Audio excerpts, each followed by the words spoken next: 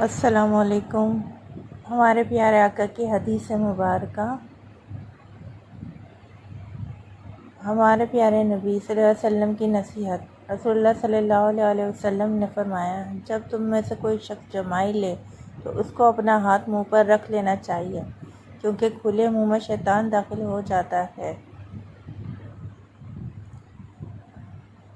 रसूलुल्लाह सल्लल्लाहु अलैहि वसल्लम ने फरमाया, सदका देने से माल कम नहीं होता, और जो बंदा माफ़ कर देता है अल्लाह उसकी इज़्ज़त बढ़ाता है, और जो बंदा अल्लाह ताला के लिए आजिज़ी इख्तियार करता है अल्लाह ताला उसका दर्जा बुलंद करता है।